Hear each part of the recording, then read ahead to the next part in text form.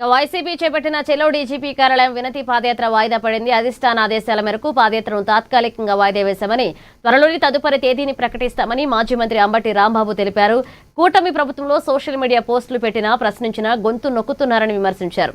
తన ఇంటిపై జరిగిన దాడి వెనుక కేంద్ర మంత్రి పెమ్మసాని హస్తం ఉందని ఆలోచించిన అంబటి తాము చట్టపరంగానే న్యాయ పోరాటం చేస్తామని స్పష్టం చేశారు. చంద్రబాబు ఎంత సంక్షేమ కార్యక్రమాలు మేము పెట్టినవే సంక్షేమ కార్యక్రమాలు పెట్టారు. రాజశేఖర రెడ్డి గారు పెట్టిన ఉచిత ఉద్యోగితే రాజశేఖర రెడ్డి గారి బాటలో నడిచాడు. ఫీజు రీఎంబర్స్మెంట్ కూడా రాజశేఖర రెడ్డి గారు పెట్టి ఆ బాటలో నడిచాడు. మేము పెట్టిన అమ్మఒడి మేము పెట్టిందేగా నేను తీసుకొచ్చాడా? ఇవల్ల రాజశేఖర రెడ్డి గారు జగన్మోహన్ రెడ్డి గారు పెట్టిన పథకాలనే కొద్ది పేర్లు మార్చి రాజు ఆరోగ్యశ్రీ అంటే ఎన్టీఆర్ ఆరోగ్యశ్రీ ఇంత పేర్లు మార్చడం తప్ప కొత్తగా పెట్టినది ఏదైనా ఒకటి ఉందా? ఇవాళ మావిగా అంటే మాది మావుగానేగా అనే దశకు వచ్చాడు.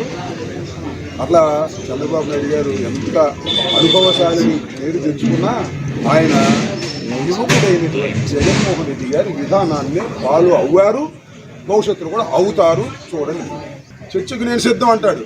రాజీనామా చేసిరా చర్చకు అన్ని అవకతవకలు చేసి నీ సొంత వాళ్ళకందరికీ కూడా ఉద్యోగాలు ఇప్పించుకుని ఉపాధ్యాయ పోస్టుల కోసం ఆర్నిసులు కష్టపడ్డ వారిని అందరినీ పక్కకు నెట్టేసి స్పోర్ట్స్ కోటాలో అన్యాయం చేసేసి పేపర్ లీకులు చేసేసి ఇవాళ నేను చర్చకు వస్తా ఎవరమ్మనండి చర్చకి?